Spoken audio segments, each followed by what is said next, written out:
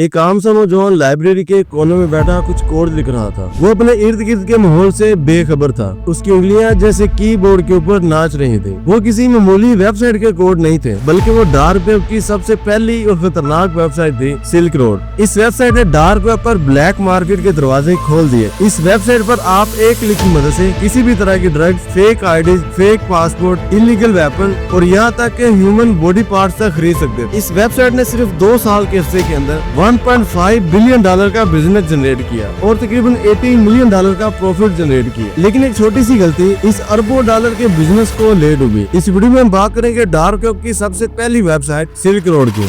A new website sells illegal drugs to anyone who is willing to pay. Silk Road. Silk Road. Silk Road. Silk Road. Silk Road.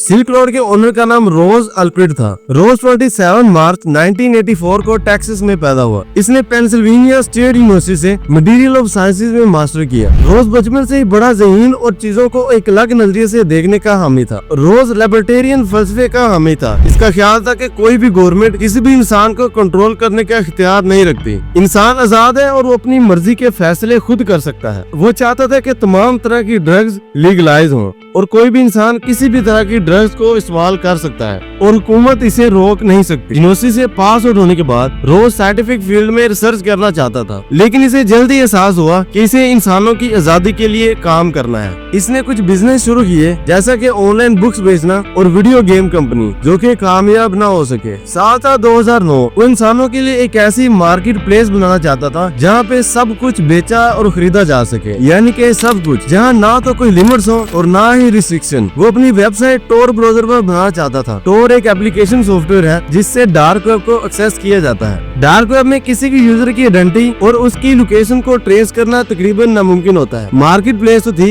लेकिन mode of payment का, यानी इस website पर payment किस currency में होनी चाहिए। अगर कोई बंदा अपने क्रेडिट कार्ड या पेपल अकाउंट से ट्रांजैक्शन करे तो FBI का उसे ट्रेस करना बहुत ही आसान था। इस इलीगल वेबसाइट के लिए कोई ऐसा पेमेंट मेथड होना चाहिए जिसको ट्रेस करना नामुमकिन हो। इसका ये आइडिया उसके अपने दिमाग तक ही महदूद था। वक्त गुजरता गया और साल आया 2010। तोशी नाकामोटो ने बिटकॉइन लॉन्च किया। बिटकॉइन एक डिजिटल करेंसी थी जो ब्लॉकचेन पर काम करती थी और बिटकॉइन के जरिए की गई ट्रांजैक्शन को ट्रेस करना तकरीबन नामुमकिन है। बिटकॉइन वो करेंसी थी जिसका रोज को बेसब्री से इंतजार था। बिटकॉइन के लॉन्च होने के बाद रोज ने अपने आइडिया पर दिन रात काम करना शुरू कर उसने अपनी वेबसाइट का नाम सिल्क रोड रखा। सिल्क रोड दरअसल एक एंशिएंट ट्रेड रूट था जो तकरीबन 400 किलोमीटर लंबा रास्ता था।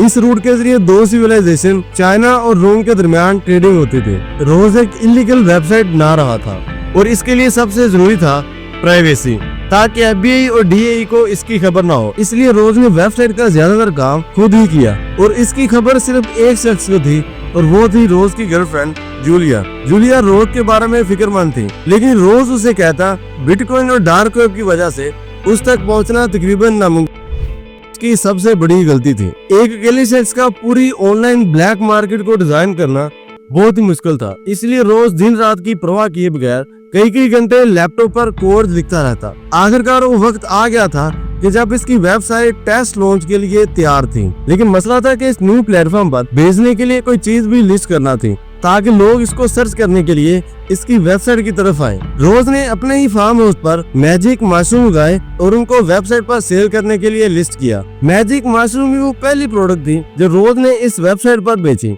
मार्च 2011, 1 साल इस वेबसाइट पर काम करने के बाद अब ये वेबसाइट पब्लिक लॉन्चिंग के लिए बिल्कुल तैयार थी। रोज ने इस वेबसाइट पर ड्रग्स की तमाम कैटेगरीज ऐड की, लेकिन उसके पास था सिर्फ और सिर्फ मैजिक मशरूम। अब वक्त है इस वेबसाइट की प्रमोशन का, यानी कि बायर्स और सेलर्स को इस वेबसाइट की तरफ लेके आना। इस वेबसाइट की promotion normal social media app यानी कि फेसबुक, टिकटॉक या यूट्यूब की मदद से नहीं की जा सकती थी। ये एक इलीगल वेबसाइट थी और इसकी प्रमोशन डार्क वेब के प्लेटफॉर्म पर ही हो सकती थी। रोज अपनी वेबसाइट की प्रमोशन डार्क वेब के platform the hidden wiki, the Shroomery और द बिटकॉइन टॉक पर करने लगा।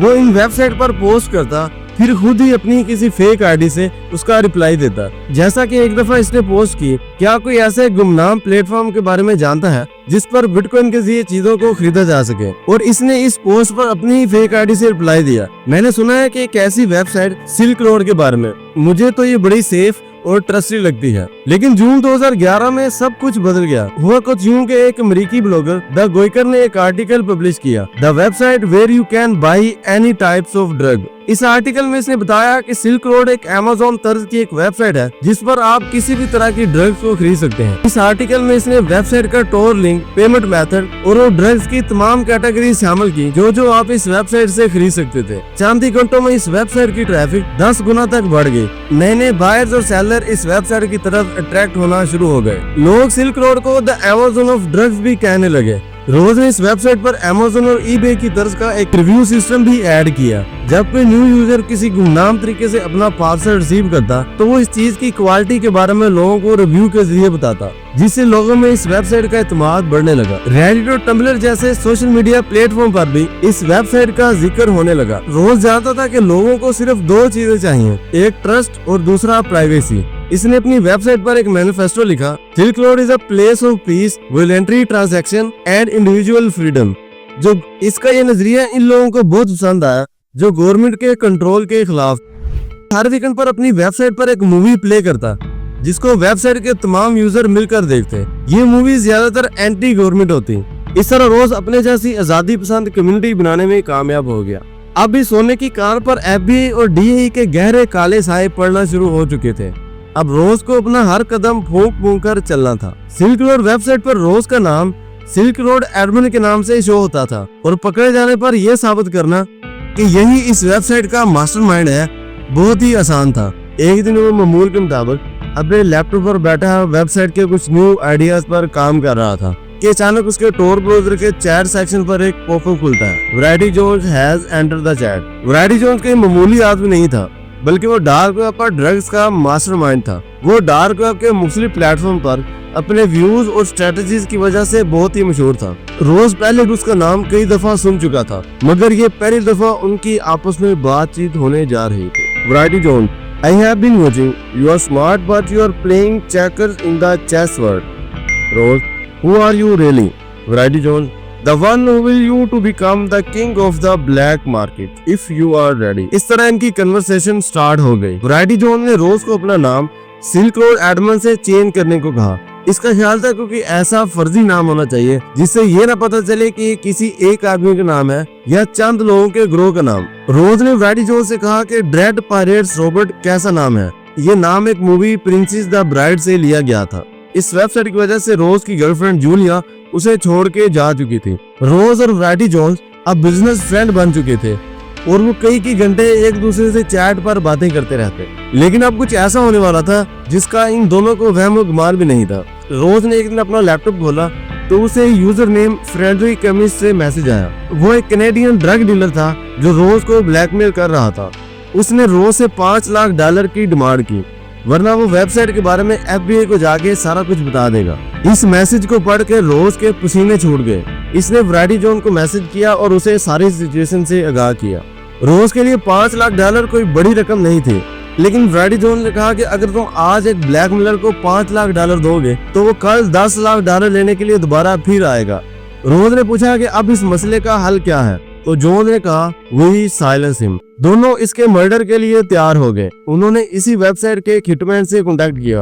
उनकी डील $80,000 में हो जाती है, लेकिन वो हिटमैन दरअसल एक FBI का इन्फॉर्मर था। इस हिटमैन ने रोज से पैसे लिए और फ्रेडली केमिस्ट की फेक मर्डर की तस्वीरें रोज को भेज दी। असल में फ्रेडली केमिस्ट जिंदा था, लेकिन अब सिल्क रोड के ज़वाल का वक्त शुरू हो चुका था। अब वो वक्त आ गया था कि इस खुफिया एम्पायर का खात्मा किया जाए। FBI ऑफिसर गैरी अल्फोर्ड के हाथ बिटकॉइन टावर पर की गई एक पोस्ट लगती है जहां पर एक यूजर ने लिखा था, looking for coders to help to build an anonymous marketplace on Tor, contact me at. ये पोस्ट सिल्क रोड की लॉन्च से चंद दिन पहले की थी। अब डॉट कनेक्ट होना शुरू हो चुके थे। FBI ने रोज अल्बर्ट के जीमेल की गूगल से IP हिस्ट्री निकलवाई। तो हैरत की बात थी कि वो कभी कभार अपनी असल लोकेशन से अपनी जीमेल ID ओपन किया करता था, होस्टन टेक्सास। अब FBI के पास इसका असल नाम, इसकी जीमेल और उसके शहर का नाम था। FBI ने सिल्क रोड के ड्रेड पायरेट्स रॉबर्ट के माइंडसेट का एनालिसिस किया। वो फिलोसफी, इकोनॉमिक फ्रीडम और लिबर्टेरियन की बातें किया करता था। सोशल मीडिया प्लेटफॉर्म जैसा कि फेसबुक और रेडिट पर रोज अल्बर्ट की सिल्क रोड की लॉन्च से पहले की हिस्ट्री निकाली गई तो वहां भी कुछ इस तरह की पोस्ट देखने को मिली। Economic freedom is the only way to peace. Ross 2009। FBI ने सिल्क रोड पर कुछ फेक वेंडर अकाउंट बनाए और ड्रेड पायरेट्स रोबोट से डायरेक्ट बातचीत की। इन्हें ड्रेड पायरेट्स रोबोट की बातचीत से एक बात साफ साफ नजर आई, राइटिंग स्टाइल, पंक्चुएशन और थॉट प्रोसेस, सब कुछ रोज अल्ब्रेट की फेसबुक और रेडिट पर की गई पोस्ट से बिल्कुल मैच होता था। FBI को सिल्क रोड का एक लीक सोर्स कोड मिला, एडमिन नेम रोज। FBI को पता चल चुका था कि इस ड्रेड पायरेट्स रोबोट के साय के पीछे रोज अल्ब्रेट है। FBI ने रोज को फिजिकल सर्वेल करना शुरू कर दिया था। वो देखते थे कि रोज क्या करता है, किससे मिलने जाता है, वो कौन सा